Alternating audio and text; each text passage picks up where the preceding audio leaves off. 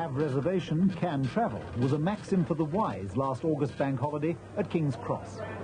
For British Rail, a victim of their own success in stimulating passenger business, were trying out a novel experiment with the overcrowding which is so complained of. Reservations weren't compulsory, but if you hadn't booked your seat, you had to get one of the new boarding cards inspectors were issuing in the queues. A ticket on its own was no longer enough. Unfortunately, there's no boarding cards left for this train, so you've got to queue 16:30, the next one, you see. 16:30. This rationing of the numbers on trains puts BR in the awkward business of being cruel to its customers to be kind. I presume this is my ticket to reserve my seat. No, you've got to receive a reservation ticket. That's just to get on the train. It's not for a seat. Well, how do they know that it's going to be fully booked? Why did they say? Because, you know, you're paying all this money. There's so many seats booked. Right? But I asked So for that, seats to be wait a minute, let's yesterday. explain. Then, when the seats is booked, they give so many of these boarding tickets. And when the boarding tickets is gone, that means it's full and standing. The trains leave with satisfied customers seated and very few standing. But those left behind are furious. It's the passions our railway generates that make it so politically sensitive. Stupid, absolutely stupid. But did you know that you were supposed to have a boarding pass or a reservation? There was nobody told anything about it. Nothing. We've got return tickets. We've got return tickets. Nobody told us that we us needed a seat to go back, reserve a seat to go back. If we knew that when we bought them, we would have done. No, I was told by the station staff here that in order to get a train for which I'd paid full standard fare, which is a considerable amount of money more than the white service and blue service that you can get, that I wasn't able to get on the train because I hadn't made a reservation. You'll have to excuse me because I've got a boarding card for the Pullman service. Hopefully I might be able to get on it this time. Thank you very much indeed. Customers would get a better deal, the government believes, with private trains.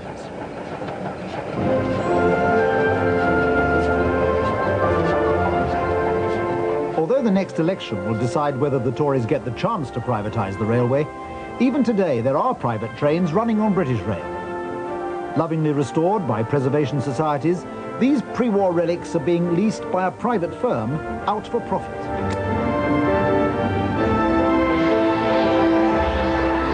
On offer is a luxury tour around the Scottish Highlands. All that BR supply is the driver. Those who've reserved are mostly foreigners, paying £2,600 per person for the 6-day exclusive trip. Once railways are again open to private competition, this is the sort of venture at the budget as well as the luxury end of the market that the government would encourage. But since the government hasn't yet settled all the privatisation details, at last week's Tory conference, Cecil Parkinson chose to keep the plans his predecessor launched tentative. As Paul Channon said last year, privatisation may be the best way forward. He set work in hand to find out whether and how best it could be done. And that work is making good progress. But those decisions are for the future.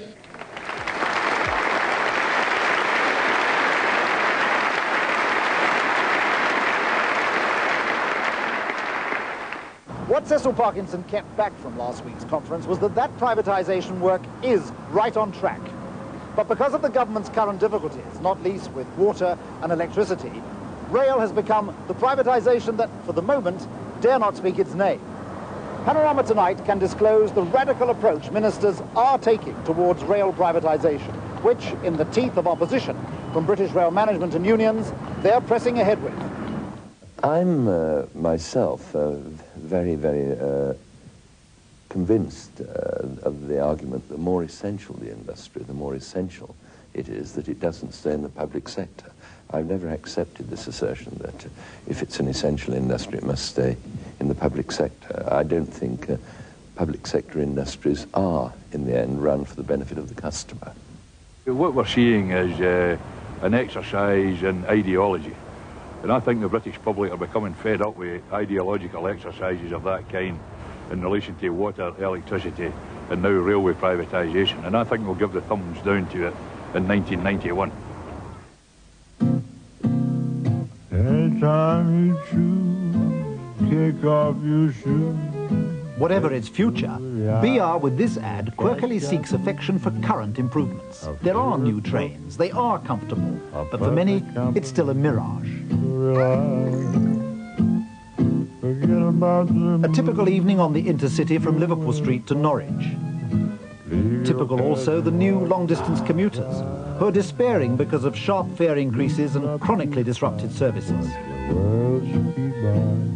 For them, intercity is the British rail they love to hate.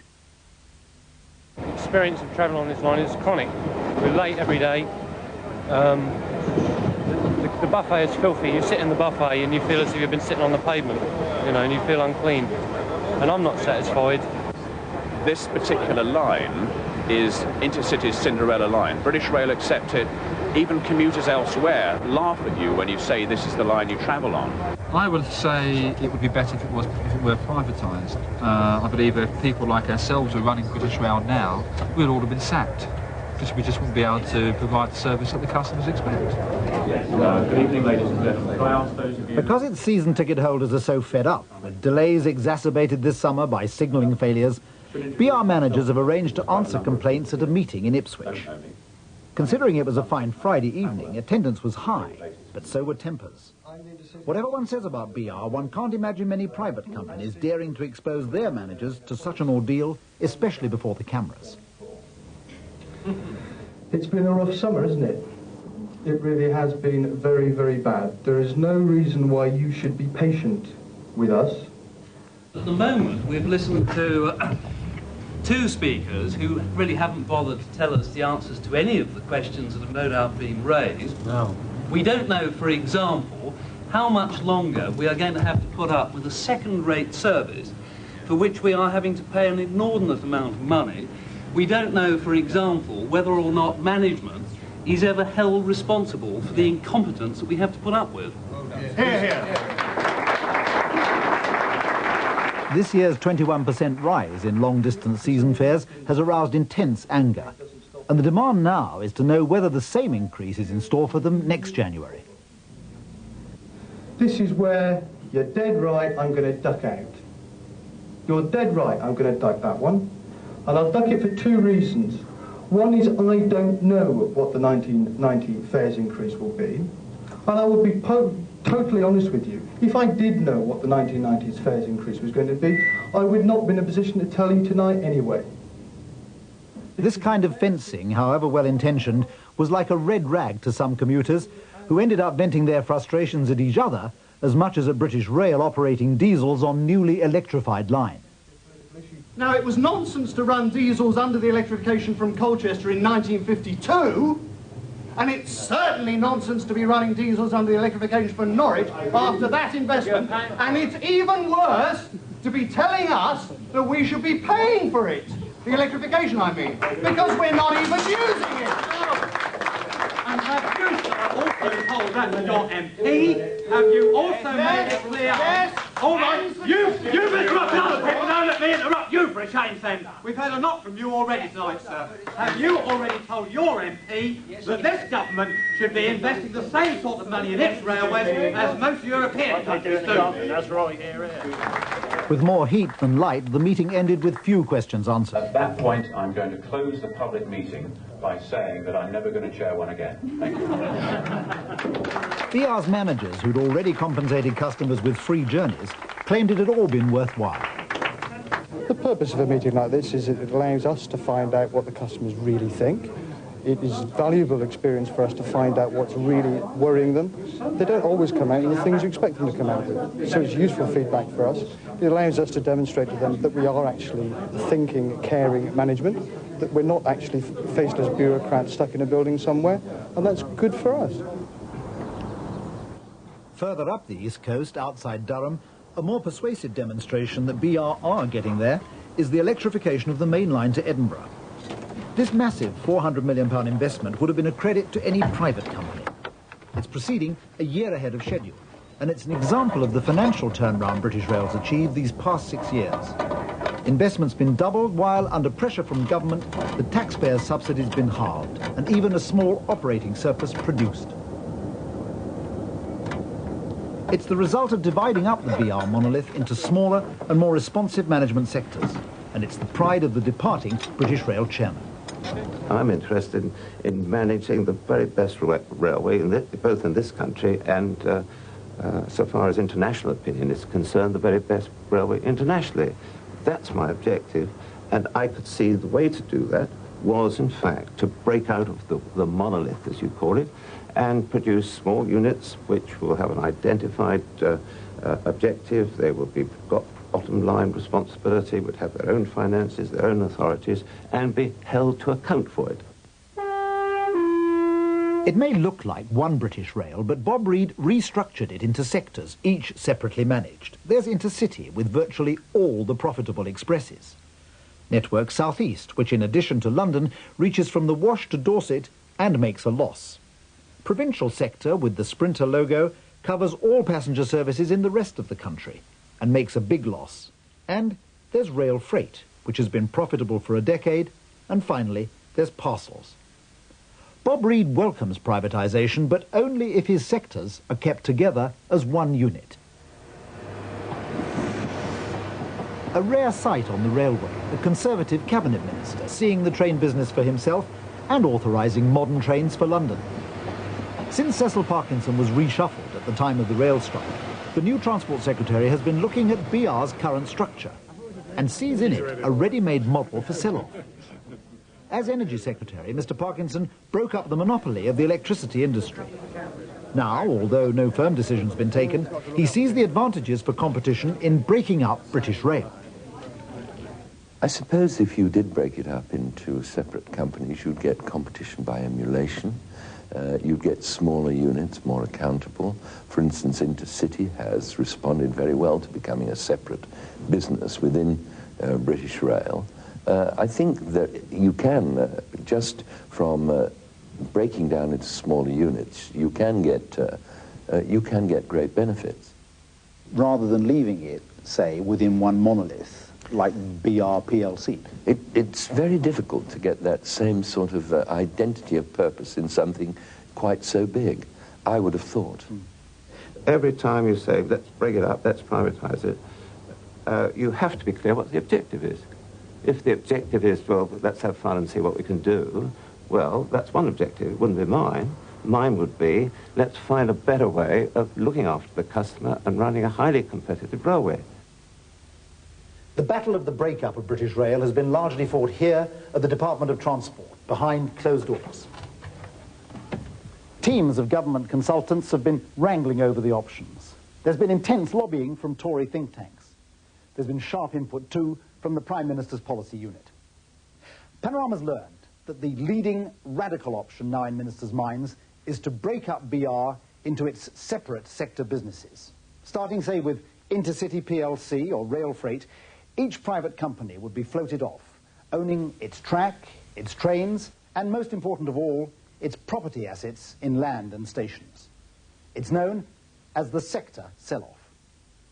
I think that is the way it is going to go. I think we're going to see a sector basis to the privatisation programme. With each sector company owning its own track and its own everything, it's a whole company. I think it will probably be a vertically integrated industry. That is to say, the companies running the trains will also be owning the tracks. But there should be a very important proviso here, and that is that other companies should have the right of access, should have running rights over the track of another company. But it was this that swayed the government in favour of break-up. From the Prime Minister down, Tories were incensed, both by the nationwide impact of last summer's strike and the public sympathy for the underpaid railwomen. To see a union leader claiming victory after all the Tory legislation was the last straw. And we're going to win this one, lads, because it's too important. Future chairman of separate private railways, ministers reckoned, could use the law against secondary action to prevent a national strike. Would, though, breaking it up into private companies prevent you striking in every company? Well, there's an answer to that as well. I mean, you could ballot all the companies at the same time and pull them all out at the same time. So the whole thing's a nonsense. And if that's the only yardstick they're going to use to determine the standard of service that the British public deserve, then I think they'll get the thumbs down for that as well. But industrial relations isn't the main problem with breaking up British Rail, it's the fiendish complexities of keeping the network connected. How well it'll work in future can be judged from the way it works now. An express from Portsmouth Harbour crossing all 3 British Rail passenger sectors en route to Cardiff illustrates how complicated it might become to serve all these stations if all the costs and ticket income had to be sorted out in future between rival private companies. It's complicated enough under British Rail. Although this train is run by British Rail's provincial sector, its journey today will take it across track owned by all 3 of British Rail's passenger businesses. Here in Portsmouth, it starts out on lines run by Network South East. In the middle bit, it switches to track run by its own provincial sector. And then it'll end up on lines run by Intercity. This sector-by-sector progress fundamentally affects how its costs are split up between British Rail's separate business sectors. Cross-boundary journeys like this now account for as much as 20% of passenger revenue. At the moment, all the divvying up the line costs and the ticket revenue is done more or less amicably inside British Rail. But if it were different privatised companies, this train would have to be paying Network South East plc a commercial rate for the use of its lines. At this next junction, our train switches from Network South East to provincial track, and its cost allocations change dramatically.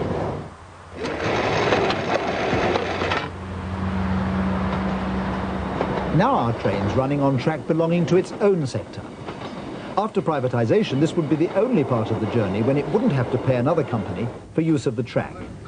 But it's all change again at the next junction. Outside Bath, our train waits while Intercity takes priority on Intercity track. In future, as our train moved ahead towards South Wales, it would pay a private Intercity for its use of the lines. Obviously, such companies could negotiate a commercial rate. But the complications are one reason why Bob Reid is still battling against breakup. I see a broken-up railway into lots of little companies which are not properly coordinated, a great disadvantage for my customers, because there will be constant friction between those companies trying to make more profit at the expense of giving good customer spread of services and that sort of thing. There will be arguments about the use of railway track that they all use. There will be arguments about terminals and staffing, that sort of thing. Well, that's even worried Bob Reid, hasn't he, who's gone around actually calling for the privatisation and agreeing with the government. Now he's worried because you're going to break it into small sections. And if they go to privatisation of it, how do you deal with the track problems? How do you actually properly put the costings to it? How do trains run in competition along the same piece of line? It's a nonsense, an absurdity, more to do with its ideological requirements than meeting the public need. I don't think anybody is proposing that we go back to hundreds of little regional railway companies. What we're seeking to do this time is to take advantage of new railway technology and introduce the private sector into the railways to seek innovation and efficiency. At the moment, the sectors are running themselves as separate businesses to a very large extent, but they're still answerable to the central board. If you like, you have this bureaucracy looking over the whole of the sector business.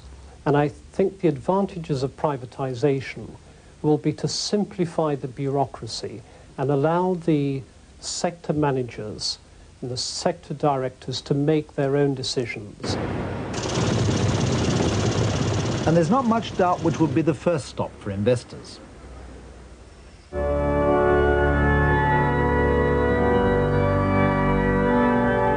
In what could have been a privatisation launch extravaganza, inside Leeds City Hall last month, Intercity celebrated the preview of the 225, Britain's newest high-speed express.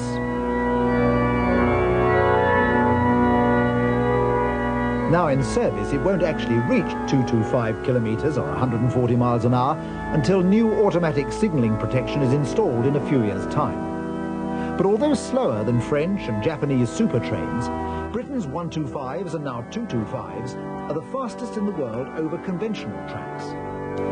This year, Intercity trains also, for the first time, made an operating profit, fed as they are by all the trains of the rest of the national network. privatisers relish Intercity's image of catering principally to the profitable business executive market. But in fact, their typical customers, as passengers are now officially called, are people travelling to visit friends, people you'd rarely see in the dining car. People who rarely leave the considerable comfort of standard class unless it's to use the train's up-to-date facilities. Clear. We're hurtling through Cambridgeshire at the moment. We're doing, I think it's around 100 miles an hour. We have turned Intercity around. We've had one of the fastest industrial turnarounds in British history. We are running to profit, which is the only railway, similar railway in the world to run to profit. And it is therefore with the greatest pleasure I name locomotive... As Bob Reed names the 225's new loco, you don't see the words BR much round Intercity. It's the Swallow logo their managers boast of as their brand image, not the double arrows.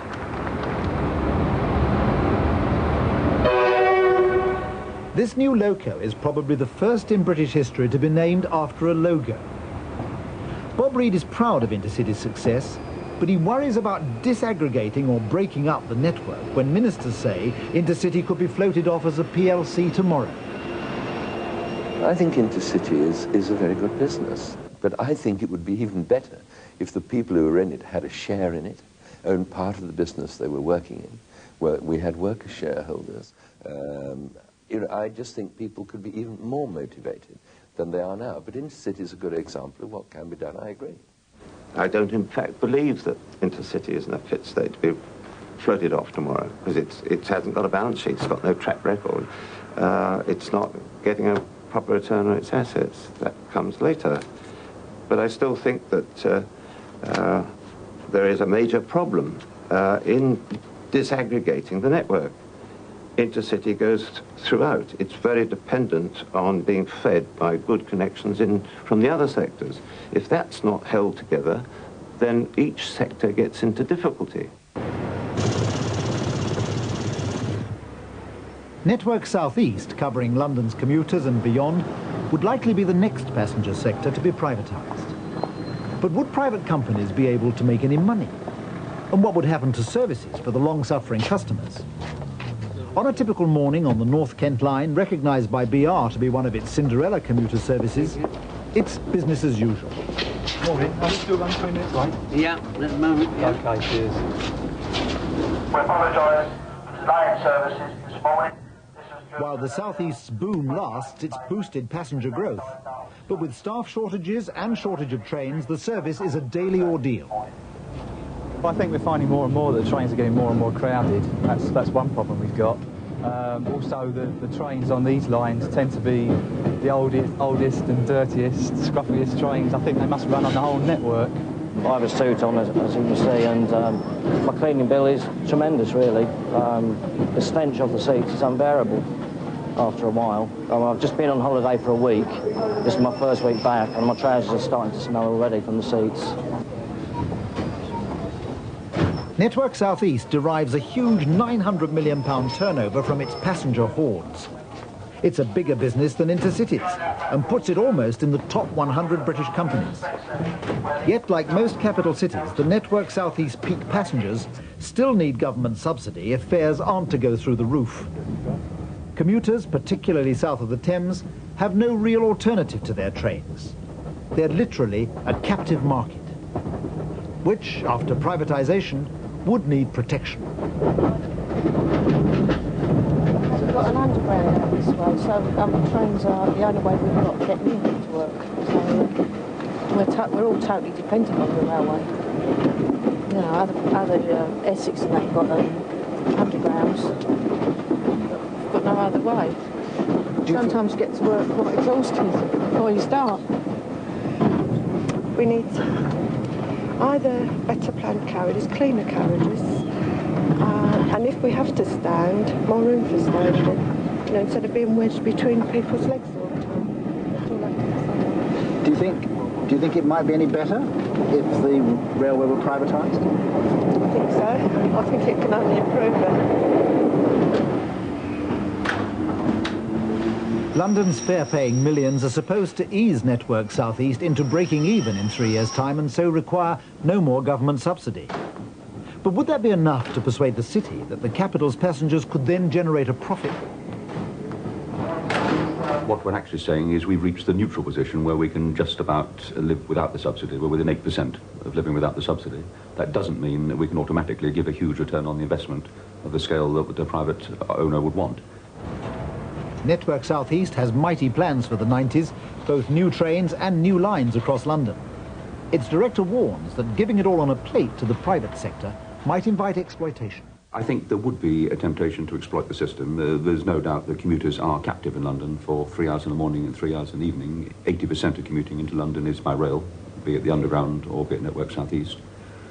Someone could choose to run far less trains and cram people into the fewer trains. You'd certainly make more money by doing that because you'd reduce your asset base. Or you could choose to price up almost to the limits of what people would have to pay to come into London. Chris Green, the current director of it, suggests that if it fell into private hands, the temptation would be to exploit. But that's where the regulator is so important in all these privatizations. I mean, I'm sure that every single one, BT, wherever you look, where we've privatized a monopoly, people have said, oh, the customers are going to get clobbered. In fact, the regulator steps in and he enforces a regime that makes sure that whatever the ambitions of the monopolist, the rights of the customer are protected.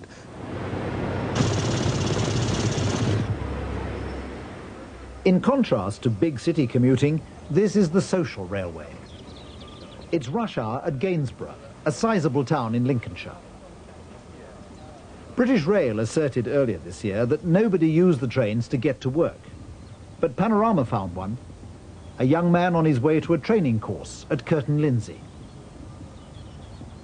This line is currently the only one in Britain under formal closure notice. British Rail claims it's so little used, it would be more economic to substitute a bus service for the weekday-only service of 3 trains. Ministers admit that privatising lines like this all over the country could be a financial headache. Most are also in the Tory shires. Here in Lincolnshire, there's been protest, and a formal public inquiry is planned later this autumn, but can only hear cases of personal hardship, complaining that the trains are timetabled absurdly, or that they're needed for social uses carries no weight under the law. On the day we filmed, there were only 4 fare-paying passengers, a bit below the usual average. If they close this line down, how would you get to work? Simple as that. I would not be able to get to work. Don't know about bringing a bus, same sort of time in the morning, but an hour later, instead of 9 o'clock, it'd be 10 o'clock, and that would be no good for me. Gradually, these small towns will get isolated, and there'll be just no transport for the public at all, unless you're lucky enough to own your own cars. What do you think? What do you think the government should do about it? Well, I think there should be a certain amount of subsidy for them, and encouragement to get folk to use the trains and the public transport, because there's still a lot of folk who haven't got their own cars. In Brigg, a small Humberside town that will be wiped off the railway map, protest campaigners are out collecting signatures. This side, we'll do that side. Across the road. Yeah, we've got an hour to wait for the train, so we should be able to get plenty of signatures, I would have thought. Righto. So you do then, we'll cross over. Okay. And all we're really asking is no commitment to yourself if you just give us your signature to sort of support our case. Of course, yeah. Thank you very much indeed. Because if the railway goes, the Brigg goes, That's sort right, of, because people enforce it. Closure of lines is the last thing ministers want associated with privatisation. So although they haven't yet decided how to involve the private sector with lines like these, they're toying again with moving the present national subsidy given to BR down to the local level. Is not an inevitable consequence of privatisation there that lots of those lines would have to close down because private operators couldn't possibly make a profit out of it? No, not necessarily. And we have established the principle already in the case of buses, that it is preferable, we believe, to identify the size of the subsidy you're prepared to pay. And in the case of buses, say, here is the subsidy that is available, now put in your price for running the service. So we've got a precedent established of subsidized private sector activities, and I think would be absolutely essential were British Rail to be privatised, that the rights of the rural customers be protected in that way.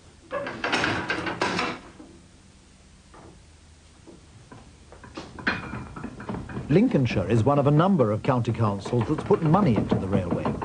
They've even helped revive services British Rail had written off. Yet while no one would refuse a subsidy, local opinion is divided over putting public train services out to private tender. We would be limited to the one company, the rail company, but I'm sure we could talk, and I see great benefits of getting that subsidy down to a local level, and we can put it then where it's required. Pipe dream.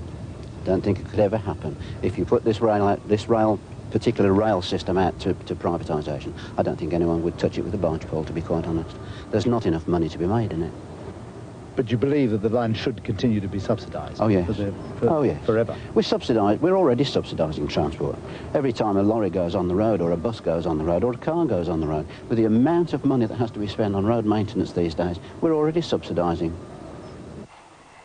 With all the problems of profitability British rail sectors have around the country, the wonder is why any investors would be interested in them. The answer is that you don't just buy trains and lines, you get something else. The railway's most glittering prize is not its trains, but its huge property assets. This is part of London's Victoria Station, the valuable space above the railway lines developed into a shopping centre. It's happening in stations all over the country. British Rail's own property board is currently bringing in yearly profits of £300 million to underpin train operations. They've already sold off assets worth nearly £1 billion, with more than that to come. Developers haven't been slow to sense a property bonanza in the making. What is it that would attract city investors, actually, to invest in private railways? Well, I'm sure that the property aspect must play a large part. It is tangible, can be valued, and forms the asset base of so many companies. It's quite normal. So I'd see property playing its part in the underlying attitude of the city towards whatever may occur. BR's freight sector was early on identified by Tory privatisers as a new opportunity for railway profit, particularly with Channel Tunnel through trains to the continent. But it's the freight business's enormous property portfolio that's the irresistible attraction. Because of the change to moving goods by whole trainloads, marshalling yards all over the country are now no longer needed. Already here at Stratford in East London, in preparation for a new freight terminal for Channel Tunnel trains, British Rail's own surveyors are rationalising their property plans. Immediately behind the traction maintenance depot is the Freightliner terminal. Hundreds of surplus acres here are planned to be sold off for housing and superstores. Privatisation will need to ensure that land speculators aren't permitted to neglect their train services.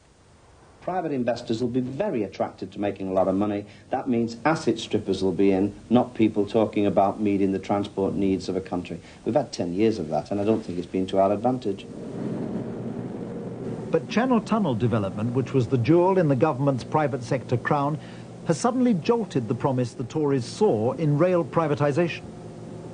It was at government insistence that the high-speed line linking the terminal here outside Folkestone to London was to be built by the private sector in a joint venture with British Rail. But burying the line in tunnels has doubled the cost. Test boring for samples last week was entering unknown and difficult terrain, revealing perhaps one of the major reasons deep tunnels have never been bored under South London before, and one of the reasons the private consortia's involvement is now seriously in question. We've got a bunch of what I see as ham-fisted amateurs squabbling over who should provide the money. That's selling Britain short. We need that type of infrastructure, and we ought to get on with providing it and not getting involved in the sort of indecent squabbling that we're seeing now. Faced with a crisis over the high-speed link, Cecil Parkinson chose to fly over the route through Kent to see for himself. The government's response to environmental protest has been to force the consortium, at great expense, to divert the line away from choice housing areas, all of them in Tory constituencies. Awaiting the minister, are local Tory MPs and representatives of protest groups still seeking changes to the route. I said I'd like to come and see the line of route. And it is useful, I mean, quite honestly. And the embarrassing question for a privatiser, will the government come to the aid of the private sector? This is a private sector project. It's going to be very, very successful when it's built. All the studies show that there is a very big demand. It will produce a very big flow of income over a very long period. And the private sector consortium have just got to find ways of bridging the gap. The private consortia have told BR, as Mr. Parkinson knows, that they'll be unable to build the line unless the government puts in public funds. Well, they're certainly saying that. But whether that's a negotiating stance to force government into producing money, I wouldn't know. But government has got a great problem in that it has consistently said, and as the Channel Tunnel Bill said, that any railway system that is associated with it, any capital, has to be on a commercial basis.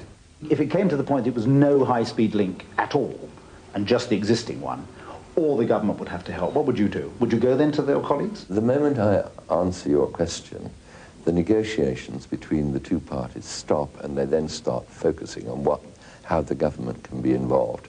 And at the moment, the negotiations are at a very delicate stage, and I want them to focus on how they can cope with what is essentially their problem. However much the Channel link has upset the privatisation promise, there are evidently parts of British Rail where pickings are to be had by the private sector. But the everyday railway is in fact the most routine of businesses, and it's here where the success of privatisation would be tested. Some customers are there to be wooed. If privatisation brings in more capital for British Rail and the actual service improves, then I'd go along with it. I think it would be scandalous to sell it all off to private investors. I think the problem with privatisation on British Rail in the past is that often the juicy bits of British Rail are sold off, the hotels, the ferries, the bits that make money, and I think this next phase of privatisation could well mean the same thing. As the debate unfolds, the public will want assurance that a vital nationwide service isn't being fragmented for political reasons, unless the government in its current difficulties has decided to think again. What it is a study that's going on, progress is being made, and we will, in due course, come to this subject, and I will go to Cabinet colleagues and we'll take a decision. But Cecil Parkinson, the privatiser, still wants, favours privatising British Rail if it can be done. My own personal belief is that the public is better served by private sector companies. But if it's broken up, though, won't you feel sad? Yes, I'll be sad because I don't think it will give the answer that all the customers are looking for, which is a higher quality, more satisfying, excellently run railway that they begin to like and respect. To achieve such transformation from the British Rail we love to hate, the privatisers would have to do even better and give this basic pledge that your train would always be there if you want it at a fare you can afford. Anything less risks making rail a privatisation too far.